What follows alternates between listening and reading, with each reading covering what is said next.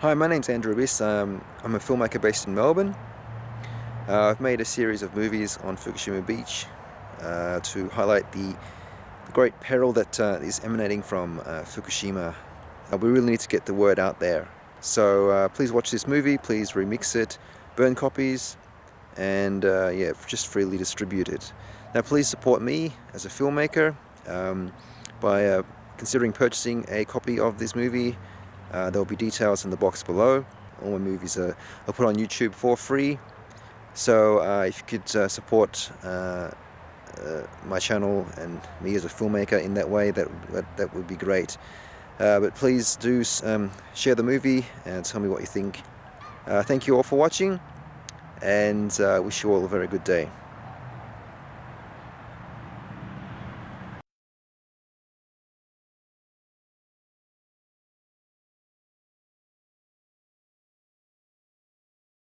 Let me assure you, the situation is under control. The latest result from Fukushima is the nuclear power plant suffered a 100% liquefaction. The core completely liquefied. There's nothing left. There's no hulk. There's no remaining collapsed core.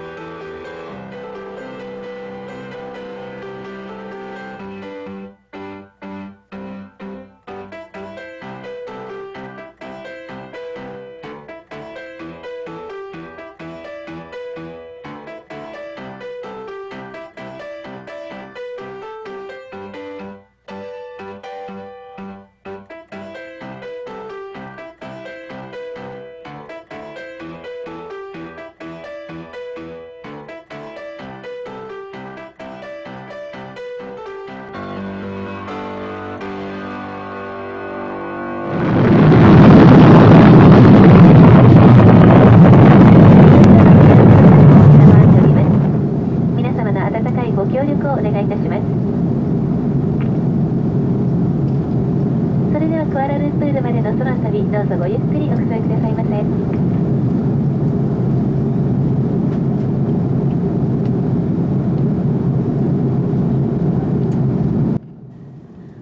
A confluence of factors has brought me back to Japan, the country where I had spent 9 years of my life until leaving 4 years ago. I did not ever imagine that circumstances would permit me to see Japan again, especially since the events in Fukushima. Since the fallout from the meltdowns at the Daiichi nuclear plant, I had been advocating the evacuation of much of North and East Japan, including Tokyo. At the same time, the Japanese government has since been relentlessly pushing the incineration of radioactive waste across almost the entire country, and encouraging, and in many instances coercing its citizens, particularly some of its youngest, to consume radiation-tainted food. Official government radiation readings are notoriously benign, and official government radiation safety limits were raised notoriously high after the meltdowns. These official figures belie significantly higher readings done by concerned citizens, and reports of inexplicable illnesses, even cancers and deformities, even at this early stage of proceedings only 2.5 years after the triple meltdowns. Cancers took 5 years to show up among residents around Chernobyl, evacuated even further out than those around Fukushima currently.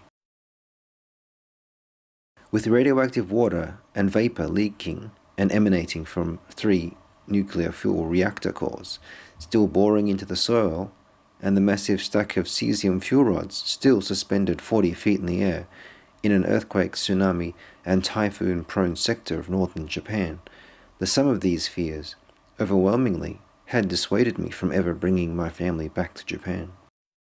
In fact, these are not a summary of mere fears, but a summary of clear and present dangers, clear and present terrors that hound the largely unknowing, perhaps consciously unknowing, Japanese population. Governments around the world have been crushing people's freedoms and liberties to eradicate terrorism, but unfathomably, they do not recognize the terrorism of uncontrolled and ongoing nuclear contamination moving east across the northern hemisphere from a beach in Japan. The nation of Japan seems to have embarked upon one huge scientific experiment, one that seeks to discover to what extent and for what length of time a large region of a marvelously populous nation-state can collectively live with and withstand unprecedented and uncontrolled daily doses of radiation, plutonium, cesium, strontium. The Pacific Ocean, North America, and the Northern Hemisphere have been signed up for this radiation deal as well. Ground zero for this experiment is not just Fukushima, but the great 30 million strong metropolis of Tokyo, which has been confirmed to have 5% higher levels of radioactive strontium in its tap water than even Fukushima itself. Numerous radiation hotspots dot the city, as well as reports of radiation-induced illnesses. Yet my short week-long stay in Japan is to be mainly confined to the Kansai region in western Japan, a region not as well known to foreigners, but just as enticing perhaps, more so than Tokyo ever was, as it encompasses, well it believes anyway, the heart and soul of the real Japan, as well as the great bulk of its rich ancient culture and history. Moreover, Kansai boasts a rare jewel in the ancient and relatively unspoilt city of Kyoto, Japan's capital for 1,000 years. One could have thought that Kyoto and Kansai should have been spared much of the radiation, as they are relatively distant from Fukushima. No doubt the still very perilous state of the 4 reactor buildings, and their hitherto uncooperative radioactive contents, threaten them and the whole of Japan. Yet into this cauldron has been thrown the human element, or shall we say the inhuman element. The government, intervening, exacerbating the radiation dangers to the point where the ancient city may yet still be utterly destroyed. I can't see any easy way of persuading the governments of the world and the scientific committees, the bogus scientific committees that they've set up to operate this system of chicanery and lies, any way of stopping them. I mean, to be honest, these people ought to be sent to jail, and perhaps one day that will happen, who knows? But at the moment, I see no sign of them backing off from what is clearly a very, very serious problem, and in my opinion, probably the worst public health scandal in human history, and one that is very likely set on destroying all life on Earth if it's continued unabated. This is really a serious, serious problem. I mean, I'll give you an example, a very recent example of the sort of Alice in Wonderland world that we're living in. With regard to radiation. Now, you will recall that the World Health Organization Supremo, a bloke called Wolfgang Weiss, Dr. Wolfgang Weiss, they had a meeting in 2012 to talk about the health effects of Fukushima. And of course, they said there wouldn't be any. It wouldn't be any. There would be no detectable health effects. Now, what we discover in the last few months is that a study done by the Medical University in Fukushima has turned up now, well, originally 27 cases of thyroid cancer in children, and it's now gone up to 44 cases of thyroid cancer in children. This is an official study.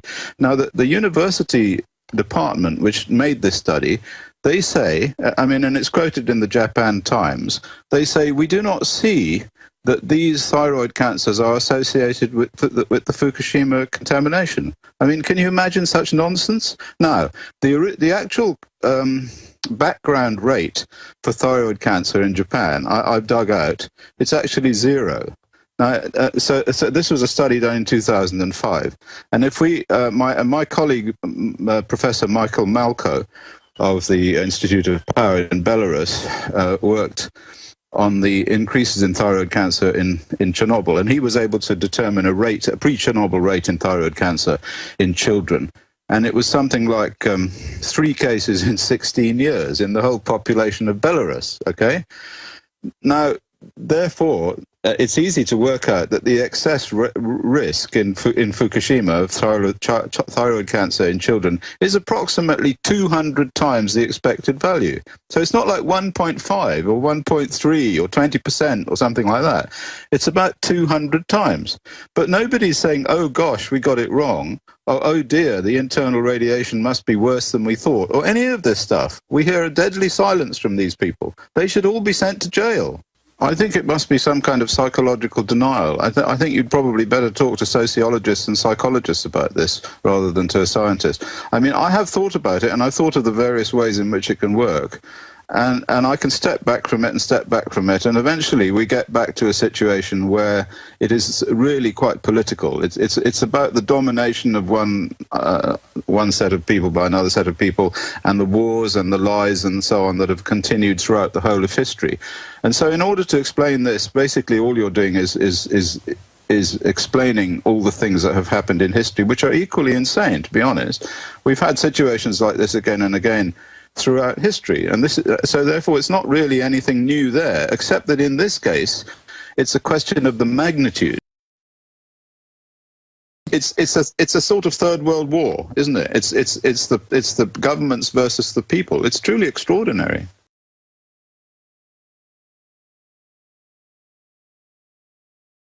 A very generous family is hosting me in Nara City, just a short train ride south of Kyoto, and thus it is my home base for my stay. As I make my way to their house, my thoughts of radiation dissipate.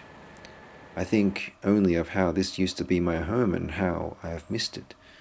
Even though at this point I have no Geiger counter, I see no sign and feel nothing of radiation, no mutations, no radioactive black dust. I had fears of such things being here, as one of my friends sent me an image of a terribly mutated flower from neighboring Kyoto 2 months before. I find myself even bemused at my radiation fears. It is believed that the freely roaming Nara deer are divine, and thus afford divine protection to Nara itself.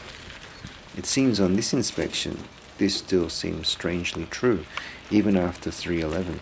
I find here a place in Japan in which the Heian period in many ways has never really ended, no nuclear plague to be found.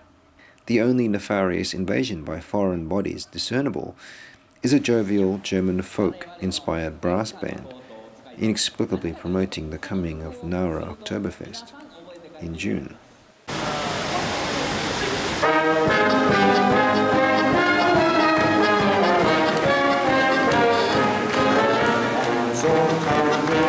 In die Stadt, da auf und ab des Volkes Glocke. Man kommt ein Politist, ja, das kommt herum. Sag uns dann das Fleisch, ja, ich bin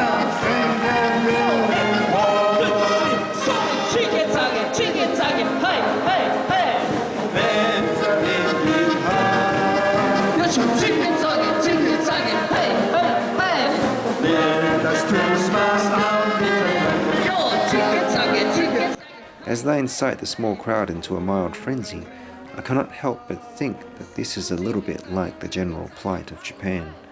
The band playing on despite the dangers of Fukushima, despite the forced irradiation of Japanese in as yet unevacuated but radiation-affected areas of North Japan, despite the restart of nuclear reactors across Japan. The madness of government and vested interests ensuring with force and propaganda that while we work, drink and be merry, the business of nuclear power generation, and the evidence of ensuing deaths and environmental destruction accompanying it, are uninterrupted and unimpeded. I sense in Kansai, even in Tokyo, a level of antipathy to what is occurring in Fukushima, recently exposed in the prevalence of abnormal thyroid cysts, shown in the documentary A2 by Ian Thomas Ashe. It seems as if the radiation story has passed well beyond its attention cycle, like a seasonal festival or even like Oktoberfest. Everyone got together and really focused for a time, and then it all passed from memory, and therein lies the danger. In willful ignorance, the people of Japan, the people of the world, risk bringing on the annihilation of their own children, their own peoples and way of life. And this time even Kyoto, the ancient capital, may not survive. One thing that is distinct about Kyoto is the abundance of traditional Japanese houses called machiya. They are characterized by wooden lattice windows and a second floor made of earthenware materials. The house forms a long, narrow rectangle shape leading out to a courtyard garden. The fact that these cultural treasures remain in Kyoto is largely due, though, to an American, Henry L. Stimson, the U.S. Secretary of War. In the closing months of World War II, the United States embarks upon the almost unfettered firebombing of Japanese cities. 100,000 Tokyo residents are killed, and 59% of Tokyo is destroyed in one raid in March 1945. City after city is subjected to this kind of incendiary bombing. These bombs ignited great fires that voraciously fed on the largely wooden buildings. Yet one urban target remains largely untouched, the city of Kyoto. Kyoto is continually struck off the target list through the personal intervention of Stimson. Looking at the city's elegant streets and the rich repository of culture it holds today, one can readily see how it may have affected Stimson when he had honeymooned there before the war. Millions of people have borne witness to Stimson's legacy as Kyoto is thronged by visitors with all its cultural treasures intact. As I make my way to meet a friend in Kyoto, I fear for what the Fukushima disaster may have wrought upon the city. Yet upon arriving in her town in Kyoto Prefecture, I see no evidence again of radiation, nor mutations she reported to me back in April. Here, every spare space is seemingly devoted to growing something. The rice fields, the flowers, the agricultural produce all look quite normal. My Geiger counter reads 0.05 microsieverts an hour. Upon meeting my friend Eiko, I find all is not as it seems. She tells me that in March 2013, the governor of Kyoto approved the commencement of the burning of radioactive waste from the Fukushima area in Kyoto municipal incinerators. Locals, especially children, began to become sick, and there were elevated radiation readings in the prefecture. At 450 kilometers from Fukushima, Kyoto should have enjoyed a measure of protection from the radiation plume that largely blows around eastern and northern Japan and onto North America. The acceptance of this waste by the governors of Osaka and Kyoto and many other governors miles distant from Fukushima has brought the Fukushima radiation home to Kansai. Eiko took this photo of a flower on her balcony at this time. A former Tokyo resident, she moved to Kyoto in late 2011 to escape the radiation there, but then the government authorities ensured that the radiation followed her here. In May 1945, a target committee was commissioned by the US government to draw up a list of candidate cities to be subjected to the first offensive use of the atom bomb, born of the Manhattan Project. Of the 4 candidates, Kyoto was the most favored choice of the committee. It is surrounded by mountains that would focus the nuclear blast, and Kyoto produced some war material.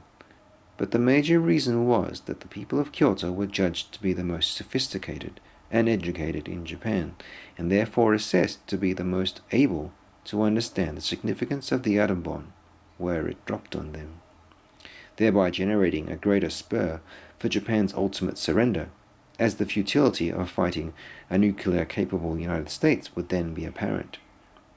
As it turned out, Stimson was able to intervene again, and his city was removed from the atomic target list.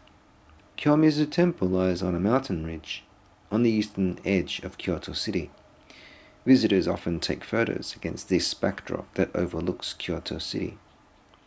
Had Kyoto been bombed, this would have been a terrifyingly impressive vantage point after the blinding flash.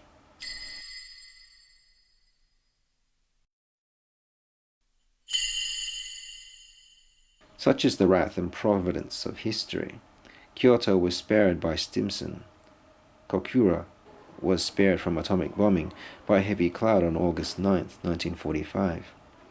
Hiroshima and Nagasaki were the cities that will forever be associated with the atomic bomb and the plague of radiation that followed. Come 2013, it is not American B-29s that threatens Kyoto with radiation, but in one of history's most sickening and twisted ironies, the radiation threat comes from Japanese government officials. At Kyoto Station in March 2012, they made their case that the incineration of Tohoku radioactive waste in Kyoto was safe. There were even several persons planted in the overwhelmingly angry crowd, holding up pro-incineration placards. Eiko tells me that she has not seen mutations or been witness to sick children since the cessation of waste burning at the end of this spring 2013. Yet the radiation is not really gone. It has largely escaped into the soil and biosphere in a gradual bioaccumulation. She tells me the incineration is scheduled to begin again just after I leave in late June. As it turns out, I really have arrived in Japan at the worst time to be hunting radiation and radioactive hotspots. Despite the monstrous radioactive plume emanating from Fukushima and the continual leaks from the 3 devastated reactors into the Pacific Ocean, the greater menace at this time in mid-June is a monstrous seasonal typhoon tearing its way through Kyushu and southern Japan.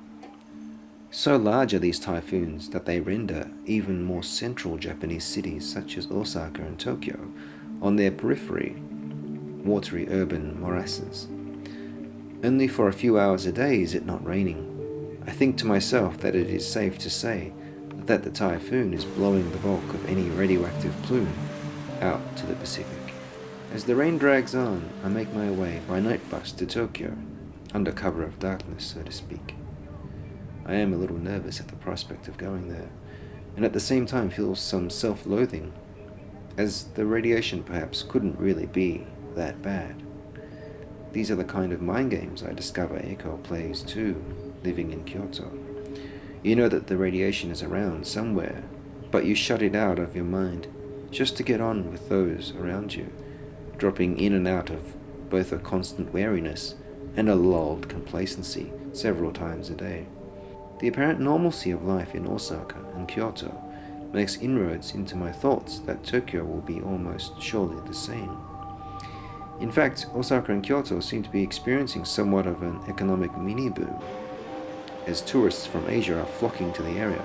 Kansai International Airport brings in plane loads of visitors from Hong Kong and mainland China, attracted to the bustle and commerce of Osaka and the temples and shrines of Kyoto.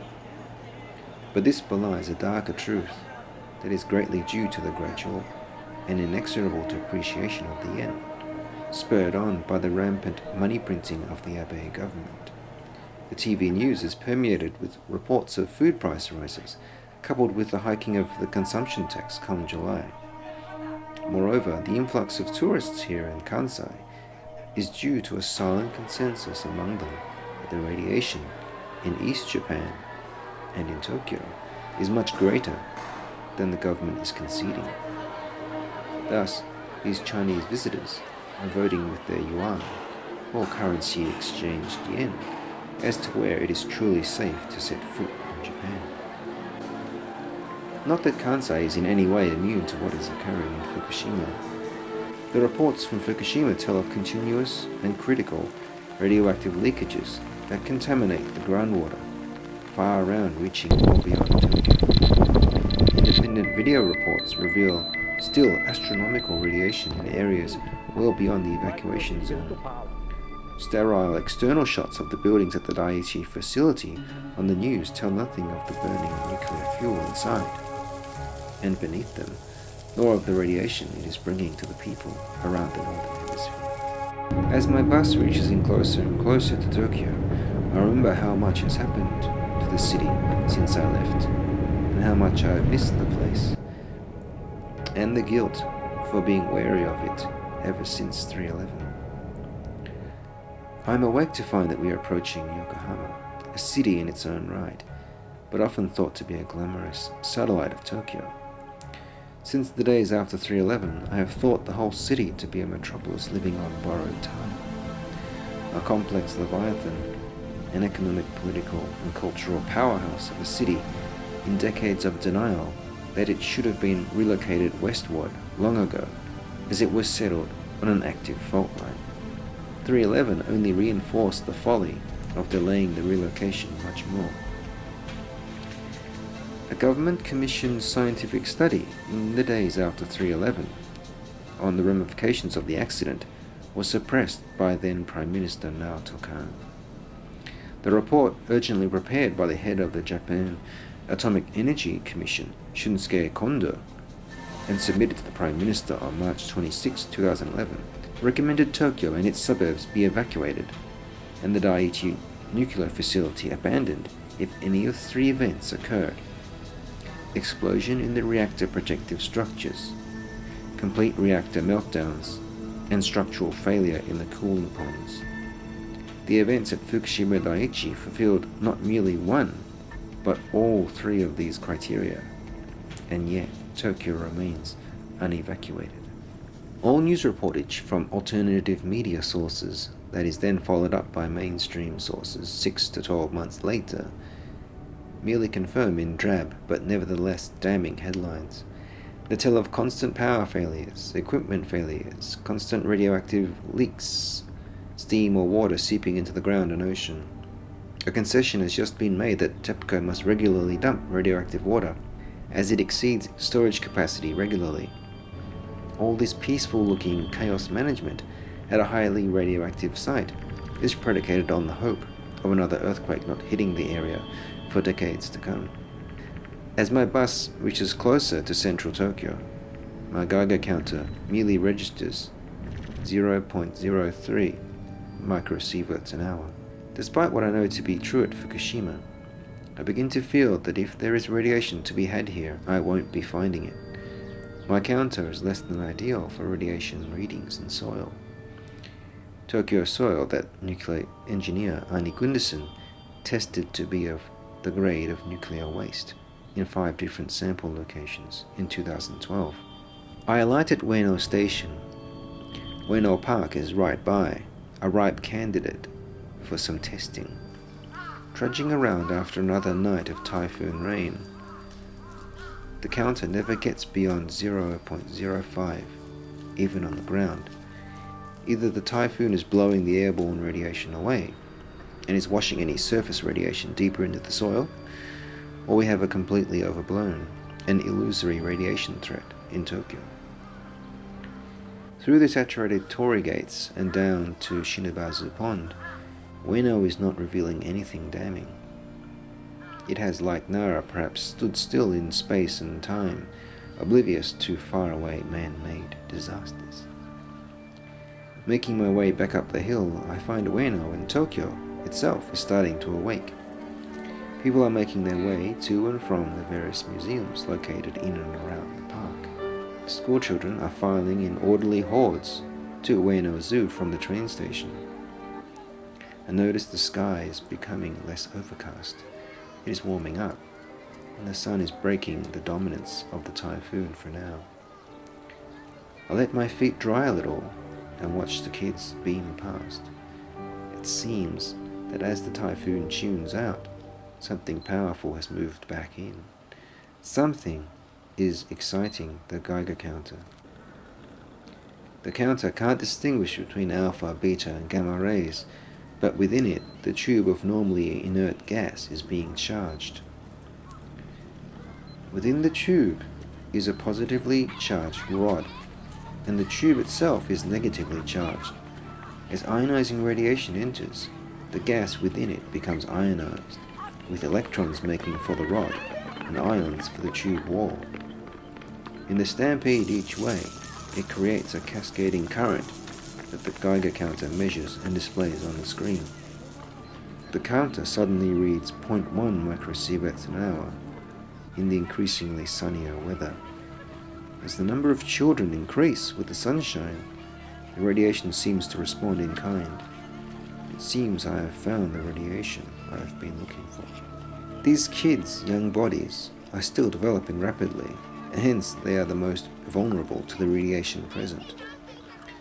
One professor advised thus that children should not squat on the ground as is traditionally custom. It should alarm every parent in Kanto and North Japan, as their children inevitably will play daily in and encounter radioactive substances from Fukushima. Even though Naoto Kan did try to get more truth and accountability from TEPCO after the accident, and has become somewhat of an anti-nuclear figure since his ousting as Prime Minister, the truth and veracity of the damning Kondo report calling for Tokyo's evacuation, that Khan himself quashed, is nevertheless becoming more and more difficult to dismiss. In this somewhat now notorious video, Steve Daniletto of Tokyo-based Metropolis magazine, written for foreigners in Japan, sought to reassure Tokyo Gaijin that all was well in the days after the Daiichi accident. He declared to a lot of willing believers that airborne readings of 0.26 microsieverts per hour were perfectly safe. We're taking a look at the background levels of radiation in Tokyo. Currently the levels are around about 0.2 microsieverts, which is the Tokyo normal level. Yesterday it shot up to double, which is still very, very safe.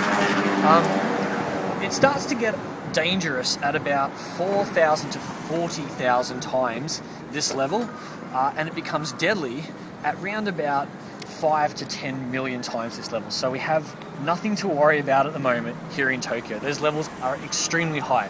We have a strong westerly wind blowing everything out to sea, so we have clean air essentially and a normal background radiation. Thank you. Tokyo's background radiation before 3/11 was 0.04 microsieverts per hour. Anything over 0.12 microsieverts per hour puts radiation doses at above the Japanese government's own pre-11 limit of 1 millisievert a year. Danieletto's reading itself plainly puts a Tokyo resident at an annual dose of 2.3 millisieverts, more than double the government's safety limit. This means that people are safe from acute radiation syndrome, but not chronic radiation syndrome. That is, the myriad illnesses that can be brought on by accumulated radiation doses at low levels over a prolonged period of time at which no level is deemed truly safe. Children are many more times sensitive to radiation than adults, and fetuses are even more susceptible.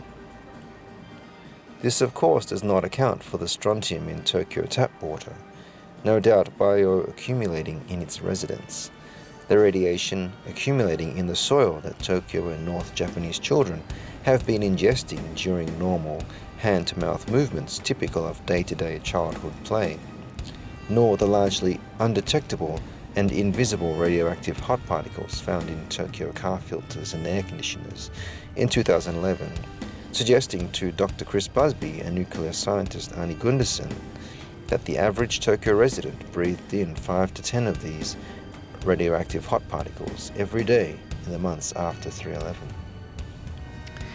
Physicist Dr. Carl Morgan was a Manhattan Project scientist who turned against the nuclear power and nuclear weapons industry after being one of its most celebrated and staunchest adherents, when he discovered that even low radiation doses, such as those found in Tokyo, do indeed cause cancers and leukemia. He became one of the pioneers in the field of health physics, the science of recognizing, measuring, and controlling health hazards in the application of ionizing radiation. Danielato was actually correct in a sense that the radiation level was perfectly safe.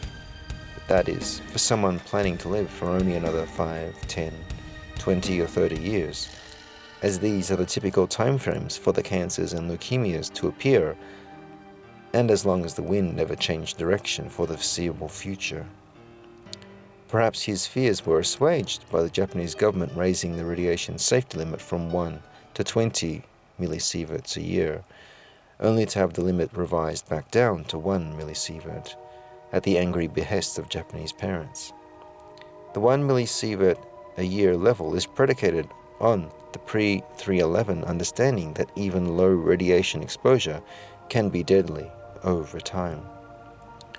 Metropolis wisely placed in a disclaimer in their accompanying radiation article stating that they are not nuclear science experts, and here it shows abundantly.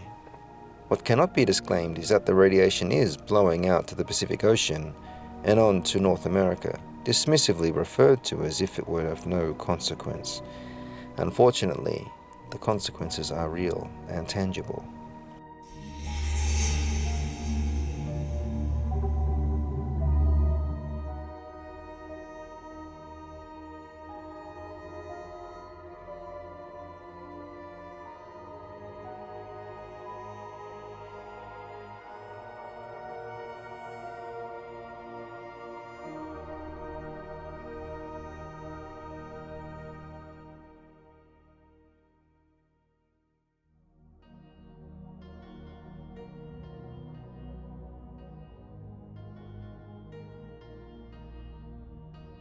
In the time I have, I tried to do brief radiation surveys across Tokyo, but the typhoon makes itself felt again, and the rains return for the remainder of the day. In Roppongi, Shinjuku, and Shimokitazawa, I find readings at the 0.11 to 0.12 microsievert level. I hypothesize that the typhoon is covering the tracks of the Fukushima radiation plume by blowing it away into the Pacific. It could have been that I found a little radiation hotspot in Ueno, and that would be all she wrote. I meet some friends that night and stay in Ikebukuro. Whatever radiation I find in the air, the Fukushima crisis seems to be morphing also into a crisis of water. In August 2013, the Japanese government will finally admit, and the New York Times will finally report, that 400 tons of radiation-contaminated water has been going into the Pacific Ocean daily since March 2011. In a bizarre reversal of events of 3/11, where a tsunami of seawater hit the Daiichi plant carrying debris inland, what has gone on since is subsurface groundwater from the mountains nearby has been naturally coming to the coastal nuclear plant. acting as a silent but menacing subterranean tsunami, as it is carrying with it the radioactive debris from the 3 melting down reactors, along with substantial leakages from the contaminant water storage tanks down into the Pacific Ocean. A barrier TEPCO built to stop the outflowing groundwater flow and pump it into storage has resulted in excess and errant groundwater welling up around the site, causing it to become marshy, more susceptible to submerging the 3 heavy meltdown reactor buildings and Reactor 4 that houses 1,300, for the most part immovable, suspended fuel assemblies. TEPCO has only just started operations to remove these from the damaged building. That is in itself a very hazardous and time-intensive task. The fuel assemblies are tremendously heavy and are probably partially melted and distorted in parts, and still so hot, of course, that they must be encased in water at all times. A TEPCO spokesperson recently confessed that the company requires international assistance in light of its predicament, and the Japanese Nuclear Regulatory Agency head likened Daiichi to a house of horrors. This is, of course, made worse by the susceptibility of the area to further magnitude 7+ earthquakes, and the unstable juncture of tectonic plates at which Japan itself sits, and the capacity for Japan to sink further should a comparable earthquake to 3/11 take place again. After the Fukushima accident in 2011, I contacted my Japanese friends, warning them that the government was covering up the true radiation situation. I did not receive many replies.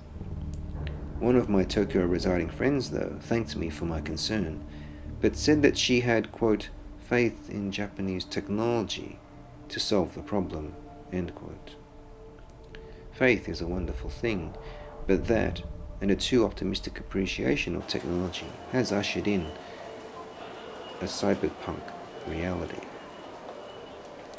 Previously only imaginable in dystopian visions of writers like Philip K. Dick, Fukushima has delivered the tortured premise of cyberpunk, the promise of quote-unquote high-tech and low life.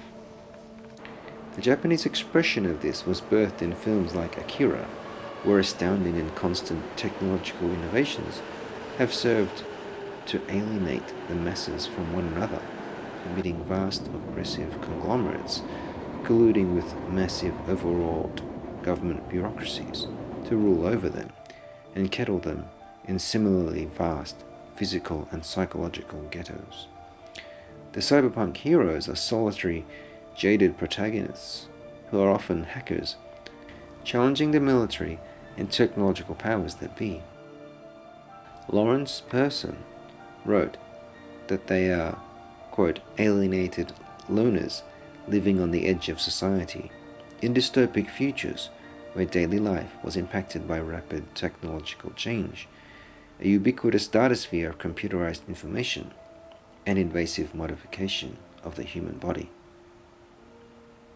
This cyberpunk realm is perhaps confirmed by the Japanese band World Order, whose music and choreography embodies the elegance, synergy, and possibility of technology, but at the same time also its impersonality, terrifying brutality, and even slippery treacherousness when interfaced with human subjects. A lyric of their track, Machine Civilization, asks, where is the world going? Won't somebody tell me? A pertinent question, indeed. While television is obviously a terrifyingly amazing propaganda delivery vehicle for cyberpunk era dominant corporations backed by government compulsive force, it still reveals much of our true condition by what it sells and promotes. In my small hotel room in Ikebukuro, I see the media is currently in buzz, in Japan also, with the Edward Snowden story. Edward Snowden, who leaked that the US government is reading and storing emails, social media posts, and data of everyone on the planet. Another story is about the restart of the Ohi nuclear reactors being negotiated between Kansai Electric Power Company and the Japanese government. Apparently, the 2020 Tokyo Olympics bid is being pushed hard on the population as well. Lastly, there are constant and hair-splitting reports on the whereabouts, fallout and impact of the typhoon crossing Japan, but no such reports on Fukushima radiation and the mortality and death toll ensuing from it. Rainfall column graphs and charts and weather symbols should, in any normal return to sanity, be replaced by measurements and reportage, charting radioactivity, hotspots and mutations, but they are conspicuously absent. Absent also is the ongoing push by the Abe government to remove Article 9 from the Constitution that forbids Japan to wage foreign wars or aggressive military conduct. Japan, like much of the rest of the world, is like these passengers, all fatigued from their exertions, earning units of printed, increasingly digitized currency, or going to re-education centers in preparation to earn that currency, but often finding refuge in their cyberpunked smartphones, soon to be replaced by Google Glass type interfaces, unaware or uncaring that they are being surveilled by their own devices, and unaware, really, of where the train is taking them, or who or what is in the driver's seat. Where we are headed is a dark world, permeated by massive nuclear contamination by air, land and sea, punctuated by escalating military conflict, probably culminating into a thermonuclear exchange, coupled with ubiquitous government, corporate surveillance of our activities in our homes, offices and work sites, with a terrifying, overarching anti-terrorist apparatus, but that is aimed at us. Even mainstream media is reporting that Al-Qaeda is controlled by the US government, yet the same media outlets cannot in the same breath make the connection that 9/11 itself was a terrorist act perpetrated on the US by criminal cabals in the US government. In this world, there is much less need for manga or anime or science fiction to warn us of the potential dangers of dystopic future paradigms filled with fantastical pleasure and casual death. It is here now ready for devouring. Fukushima and the government corporations who have force-fed us this cyberpunk world have delivered us the ultimate in macabre cosplay. All we have to do is don their costumes and play along until the plot dictates when our characters should be killed off. Another pointer to where we are headed came in an unexpected form as I checked my smartphone for news of what my friends were doing back in Australia. A recently emigrated Bulgarian acquaintance of mine declares on social media that she is to cycle 200 kilometers to raise money for cancer research. Her family in Bulgaria, she says, has an unfortunate history or susceptibility to cancer, which she seeks to fight against. On April 26, 1986, Reactor 4 at Chernobyl nuclear power plant in the Ukraine, part of what was then the Soviet Union, melted down, releasing large quantities of radiation across the Western USSR and Europe. Chernobyl, compared to Fukushima, is a radioactive footnote. Its single and partial reactor meltdown will be lucky to be as high as 1/10 or 1/20 of the ongoing radiation release from Fukushima, where there are 3 larger reactors and are completely melting down as you speak. Nevertheless, Bulgaria is just one of the many European countries that is suffering an even now largely silent cancer epidemic in its aftermath. Radiation levels in Bulgaria in May 1986 were 1,000 times normal, and no precautions were recommended by the government. Spring salads were consumed as usual, and government reassurances were that no adverse health effects would be encountered. They were somewhat correct, but those assurances had an expiry date of 5 to 10 to 20 years. Birth defects and cancer rates are much higher than official government pronouncements even today in Bulgaria. In early 2012, the Bulgarian captain of English Premier League club Aston Villa, Stilian Petrov, was diagnosed with leukemia at the ripe old age of 32. His national team doctor unabashedly declared that this was due to the Chernobyl fallout in 1986 that is still recycling through the Bulgarian and European environment in trace elements that only reveal their presence perhaps a decade or so later. in the form of birth defects, cancers in the old and young.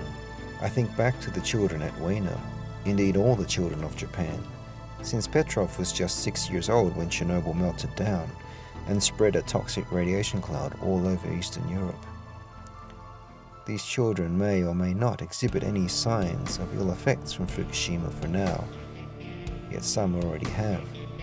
But Petrov lived in Montana, Bulgaria, some 650 miles from Chernobyl, and Ueno and the whole of Tokyo lies a mere 250 kilometers from Fukushima, with not one, but 3 completely melted down reactors. In a survey, Bulgarians voted that the Chernobyl accident was the most absurd episode in the country's history. Their own government acted completely against their own people's interests and covered up the radiation and gave them little to no information, even when people became sick, and still underreports radiation-related illnesses to this day. It is an absurdity that is repeated historically, seemingly whenever and wherever there is a nuclear accident, just in different cultural paradigms. One could say that each nuclear accident is a Shakespearean tragedy, a tragedy with radioactive memes that transcends languages and cultural barriers with a deadly commonality of outcome. Each time the tragedy is performed, we see at many junctures in the plot that the protagonists always seemed to have the power to avoid the tragic ending, but choose not to. Each time we witness a nuclear tragedy like Windscale, 3 Mile Island, Maralinga, Chernobyl, Fallujah, Fukushima, we know how the play ends. Every time. In great bloodshed. The same pattern is played out each time. Government and corporate denial. Silent releases of radiation. Media silence. And unaccountable illnesses and deaths in the populations affected. Just performed in different languages and accents on each occasion. Only Fukushima is by far the most lavish, and thus most deadly tragedy to be put to the stage. Again, as if to answer world order, this is where we are going. Random, inexplicable, even sudden deaths. Drastically shortened lives. More and more young adults and kids with cancers. Children who should be bursting with vitality instead struck down with life-debilitating illnesses. Miscarriages, destruction of our genetic code and our biosphere. The fact that Fukushima radiation dwarfs Chernobyl only serves to bring the cancers and leukemias on much faster and an ever broader death toll on populations near and far from it. People may cycle as far as they wish and raise as much money for chemotherapy as they want, but the cancers are caused by the cesium and plutonium that is in the environment. Fallout from decades of atmospheric weapons testing in both hemispheres, and nuclear accidents have played a major and unheralded, and of course unpublicized part in the plague of cancers worldwide. Fukushima is, however, the one that trumps all previous accidents and radiation releases combined, and is ongoing. What is more, Fukushima has a lot of nuclear plants worldwide that are seeking to challenge its title crown as the worst nuclear accident in history. A recent report stated that 91% of nuclear reactors across the globe are leaking. The typhoon is dispiriting to say the least. Nevertheless, it is hopefully for me blowing away any radiation and radioactive hot particles out to sea. But at the same time, that is what I am hoping to find and measure. While I play these mind games with myself, some personal business has landed me in the nondescript residential town of Kananachi, on the eastern side of Tokyo. This is where high radiation levels have been discovered before, in nearby Matsudo and Kashiwa. With my errands done, I try some Geiger counter readings in a children's park. The airborne radiation here reads high, so now a soil reading. It strikes me that this could very well be considered sovereign Australian territory. The Australian government refuses to confirm or deny whether it supplied any of the uranium that fueled the melted down reactors at Fukushima, as it has a confidentiality agreement with its nuclear customers.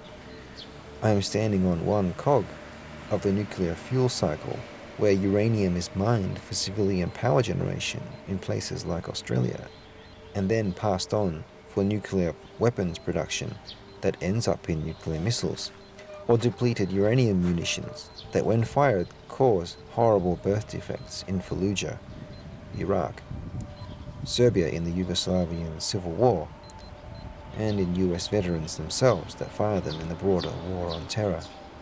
This radioactive patch here, for good or for bad, never made it to the Middle East to be used on Iraqi or Afghan men, women and children, however, and had to be content with living amidst Japanese persons in eastern Tokyo.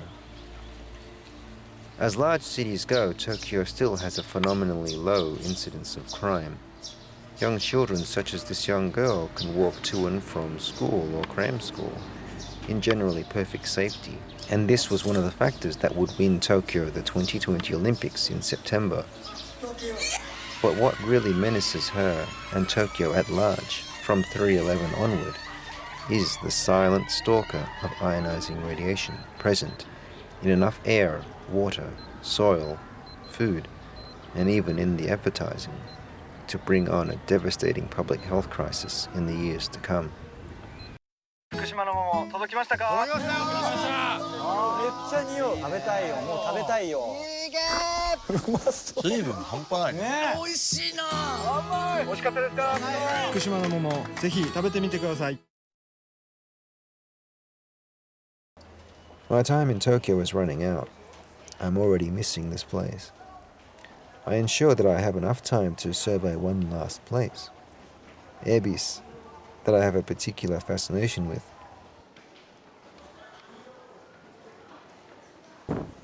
Every Christmas, Ebis Garden Place has an illuminated chandelier as its centerpiece. Today it has been taken over by Honda Corporation. They are showcasing their latest hybrid motorcar that promises to reduce CO2 emissions. Overlooking the car below from a mezzanine, I set up for one last reading before I meet friends briefly and set off back to Nara. There is ionizing radiation even here, with the typhoon in full swing.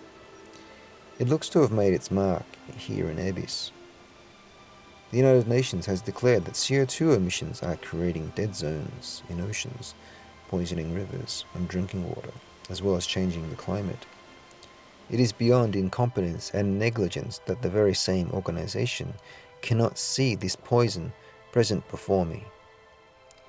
Carbon dioxide that is breathed in by plants to create oxygen, and not the radiation, is what we are told is the bane of our existence, and the greatest threat to our environment. How the radiation will affect those unknowing, or those dismissive of its long-term health effects, even in low doses, only time will really tell. What is disturbing is the number of radiation sicknesses that have arisen in the little time that has expired since March 11.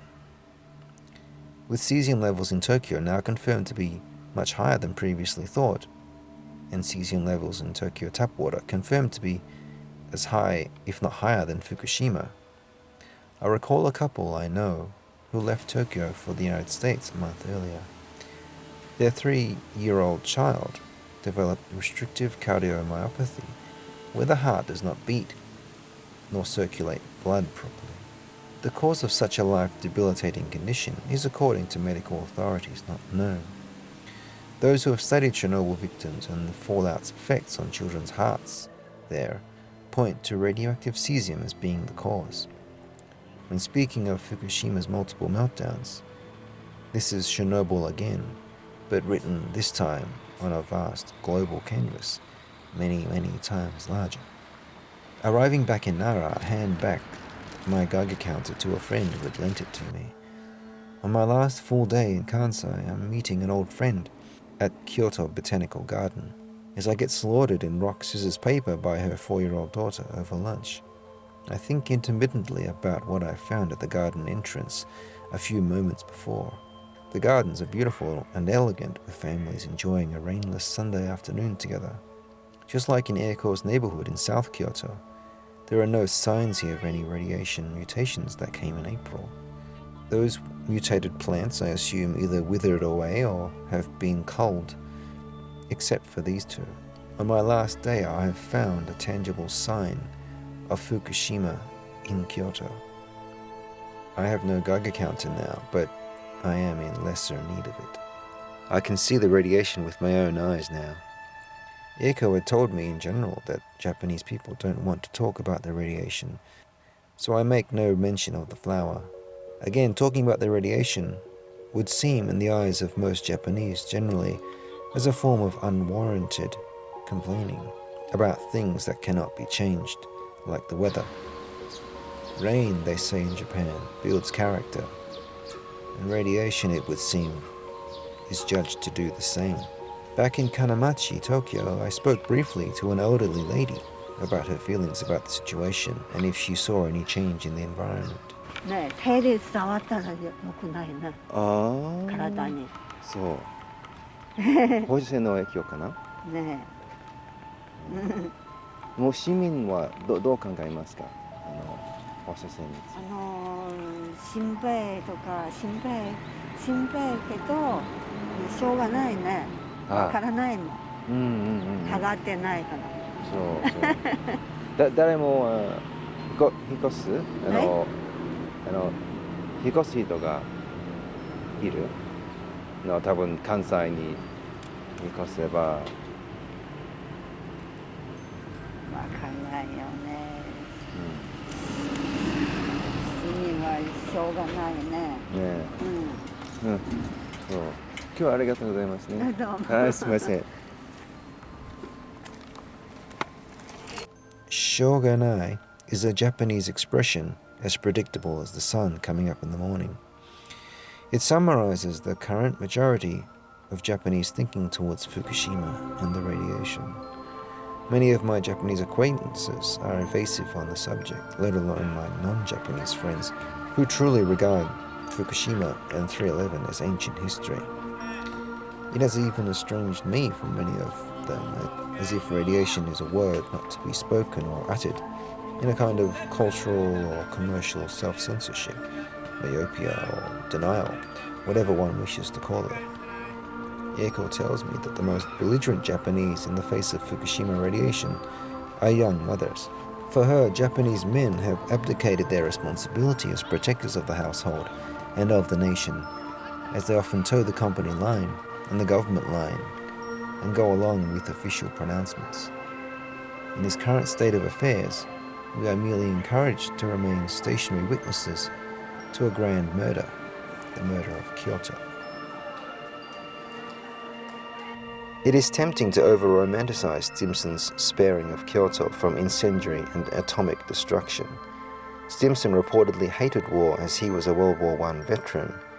He was, however, a distinguished member of the notorious Skull and Bones Society from Yale, no doubt providing powerful contacts and privileges in his rise to ever more prestigious and lucrative positions.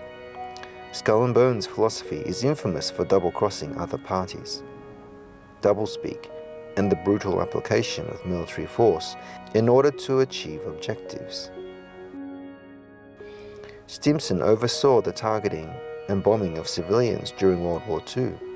His sparing of Kyoto seems not to be so much the work of a political angel, but rather that of a concentration camp commandant not executing a prisoner whose appearance reminded him of a dear and close relative.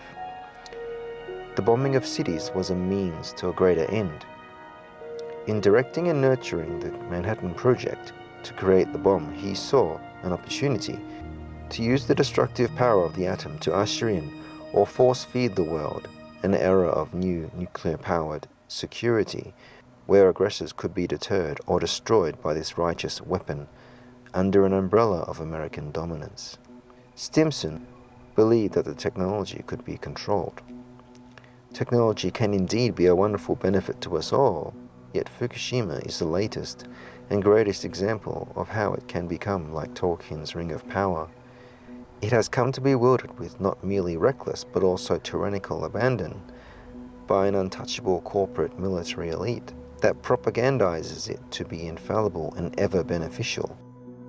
What market forces and the kind of concentration of the global mafia has been able to do is to produce such an enormously powerful military and nuclear-orientated structure that it's possible to choose scientists and to pay those scientists that you want to tell you the things that you want to hear.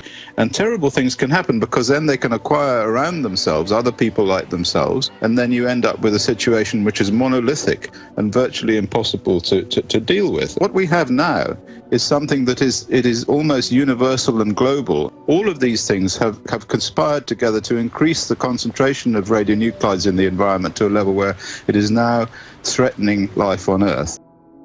After the atomic bombing of Hiroshima on August 6, 1945, Stimson issued a statement from the War Department to explain the use of the bomb and heralding its creation as being the culmination of years of Herculean effort on the part of science and industry working in cooperation with the military authorities. He thanked the corporations too numerous to mention exhaustively, but singled out a few: Union Carbide, DuPont, Kellogg, Chrysler, General Electric, and Westinghouse.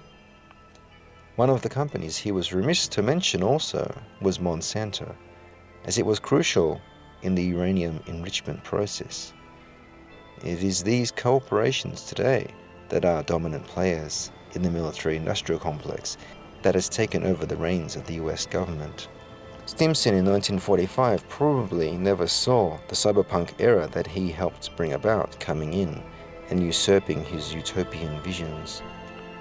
Then again, maybe he knew all along about what would arise from it. We can't know for sure.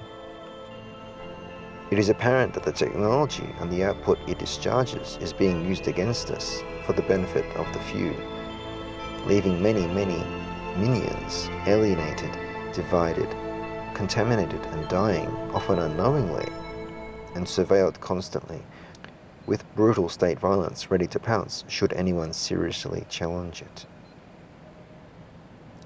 If we cannot challenge the cyberpunk corruption manifested in the Fukushima cover-up, the radiation raids on Kyoto will continue. It will come from the nuclear waste incineration that will make the city more and more radioactive. It is coming from the constant radiation leakages at Daiichi that threaten the whole of Japan and the Northern Hemisphere at large. It can easily come from the broader regional or global thermonuclear exchange, as the Japanese government is seeking to overturn its own non-aggression stance and is verbally sparring and shadowboxing with China and North Korea, in tandem with the broader worsening situation in Syria and Iran being stirred up by the Obama administration and the CIA. In nurturing the Manhattan Project, the Fukushima tragedy has ironically revealed the folly of Stimson's imperial idealism. In believing that nuclearism could usher in a new era of peace by deterring aggressors, Stimson helped create the nuclear-armed military-industrial complex that threatens to destroy his city today.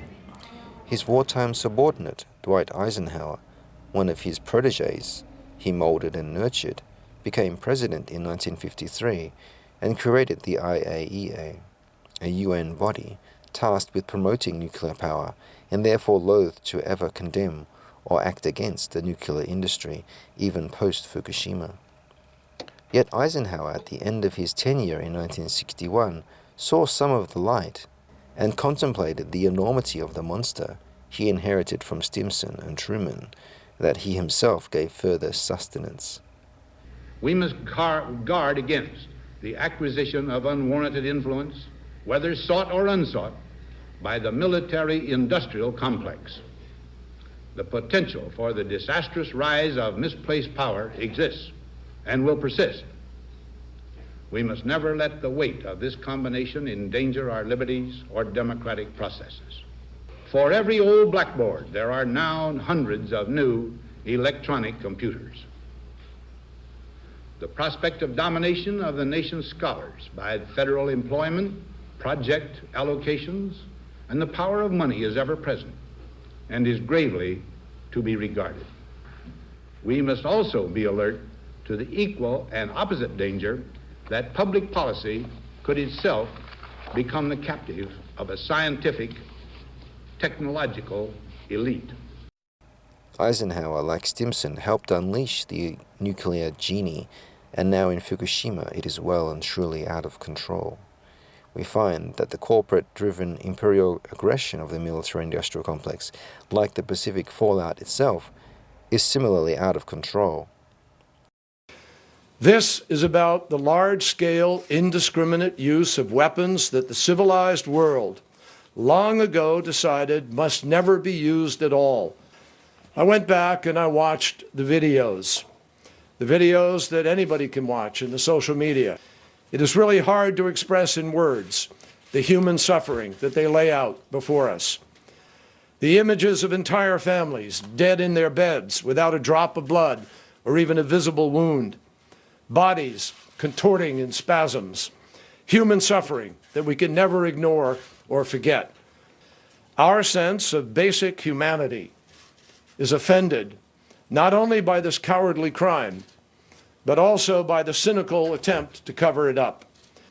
What is before us today is real, and it is compelling. So I also want to underscore that while investigators are gathering additional evidence on the ground, our understanding of what has already happened in Syria is grounded in facts, informed by conscience, and guided by common sense. Make no mistake, President Obama believes there must be accountability for those who would use the world's most heinous weapons against the world's most vulnerable people. Nothing today is more serious, and nothing is receiving more serious scrutiny. Hiroshima was the first target of this complex, and in 2013, the candidates seemed to be Syria and Iran to come. The complex may just start a thermonuclear confrontation with Russia and China in the process.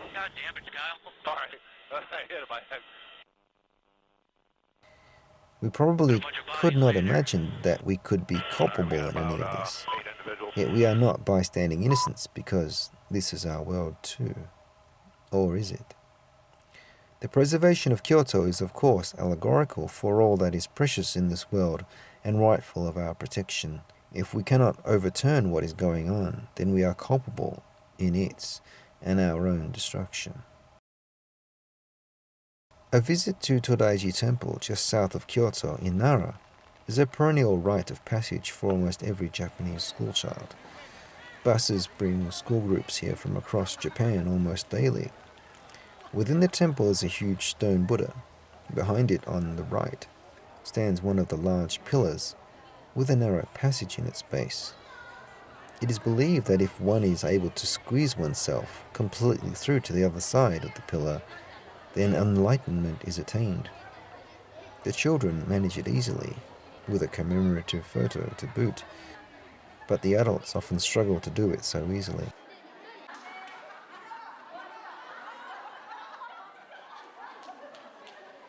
After the tragedy of 3/11, a Japanese boy was reported to have said to his mother, "Why don't we just arrest the earthquake?" As silly and naive as this may initially sound, it may just be real thinking outside the box, or even a thought truly born of enlightenment, of one who has crawled through the hollow Todaiji pillar, or perhaps both. The boy probably thought the idea to be perfectly logical. He has no fear of embarrassment or loss of face, or credibility that adults are petrified of. If applied to the Fukushima nuclear disaster, we find that we already know the people who are publicly responsible for the preconditions that permitted the accident to occur, and those who are continuing the policies that are irradiating Kyoto, Japan, and the globe. They are public figures and public companies. We know they committed crimes and are committing crimes that are killing and sickening people. Why can't we arrest them? The boy is probably still asking, so we can all get on with our lives. We could probably give him a lot of good adult reasons why it is we cannot arrest them. But in the face of the people who have died, and the many millions that will die, and the irradiation of the planet for thousands of years, if policy is not immediately and drastically changed, and an international task force brought in place of TEPCO to mitigate the horrific problems at Daiichi. Probably none of our rationalized reasons would constitute a real excuse for not accosting those we know or deeply suspect to be guilty of radiation murders and manslaughter, and acting to undo as best we can the dreadful harm that they have done. Eisenhower at least provided something of a way out of this, though he himself was a member of Bohemian Grove, where the very idea of the atomic bomb was first planned in 1942, hinting at the collusion of powerful banking and corporate forces behind the bomb's creation. He nevertheless warned the American public in his farewell speech that only a knowledgeable and alert citizenry was capable of keeping the terrible power of this military-industrial complex in check and keep it subservient to the needs of the public. Any quick reality check today will easily bear out that a mere handful of corporations own the mainstream media in America. GE even has its own media conglomerate in MSNBC, and rampant infiltration into the White House and the Department of Energy. We find today that the military-industrial complex and its military entertainment complex arm have propagated an alert and knowledgeable public, but overwhelmingly focused on these areas of expertise. Only a truly alert and knowledgeable citizenry, indeed, can compel the truth of what is occurring at Fukushima to be exposed and demand a credible international task force be assembled to deal with it. Before we leave Kyoto, perhaps we should visit one last place together. Kinkakuji Temple, the Golden Pavilion, draws hordes of visitors contemplative of its perfected beauty. In 1950, a young monk reportedly became so enamored and obsessed by it that he set fire to it, destroying it completely. We find that our Secretary of War was not so much different, as his apparent affection for Kyoto compelled him to seek a rapid, all-powerful nuclear solution to end all wars that had threatened to obliterate it. Yet his powerful nuclear asset has become deeply corrupt and has metastasized into unchecked and all-powerful corporate leviathans collusively backed by the United Nations and the banking families that created it, waging an undeclared nuclear war of global fallout and contamination on the Earth's peoples by means myriad and beyond even nuclear. They leverage their wealth and power on the destruction of the health and liberties of these people. Their success depends on our degradation and elimination. Those invested in depleted uranium and nuclear energy, for example, figures as publicly visible as the Queen of England and Bill Gates, cannot be bargained with. Their philosophy of domination demands that eugenics be carried out. The people of Fukushima, Tokyo, North America, indeed the whole Northern Hemisphere, you see, must take this radiation hit. They must be sacrificed in silence so their abhorrent system of technological eugenics can live. They are the food upon which the military-industrial complex system is designed to feed. Now it is this power, the nuclear and corporate military power, agglomerated originally in the Manhattan Project, Stimson's power, that we must seek to eradicate if his city is to be preserved and we are to live. If there is no change, then we are aiding and abetting the bombing of Kyoto. If there is no change, then we may as well be co-pilot or bombardier on a modern-day flight of B-29s, participating through passivity in the radioactive bombing of ourselves and our own progeny. This time we have to save Kyoto ourselves. There is no Stimson to countermand our bombing orders. There are millions of us who profess to love Kyoto's beauty and history, and billions of us who profess to cherish this planet. If we cannot be moved to change our course, then the world below us will be changed to one that we can no longer inhabit. The truth of what is happening at Fukushima, and now, by extension, what is happening in Syria, can only be effective if it, and the movements that are trying to expose these truths, deploy out of cyberspace and into physical spaces, and becomes pervasive, ubiquitous, and visible, so as to point the finger at the radiation that is invisible, but is nevertheless spreading throughout the Pacific Ocean and the Northern Hemisphere, and to indict and to put to trial the persons, corporations, and collusions that are responsible for the ongoing radiation of the biosphere and the threat of thermonuclear war. We don't have very much time, as our plane will be over the target soon. It really is now or never. Beyond the din of the engines, high in the cloud as we are, we have to remember and base our decisions on the value of the lives of myriad sentient beings in ecosystems that stirs below, to guide how we respond in this crucial episode in the future of our planet. We know where this plot in the Fukushima tragedy ends. We've seen this play before. The outcome we know, but the outcome can be whatever we want it to be, if we are strong enough, and if what good remains in this world is worth saving.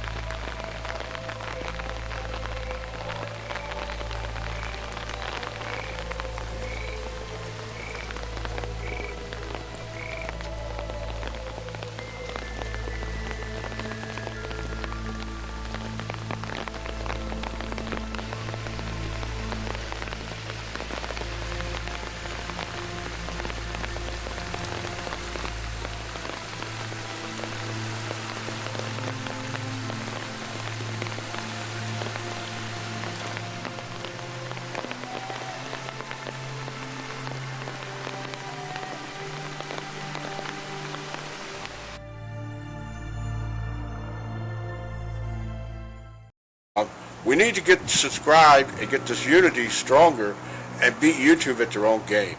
Okay, that's what this is about. Like I say, go to the remix button, hit the remix button. That way you'll have this video and keep up with this. Otherwise, you know, YouTube's just going to control us, guys, and it's really bad.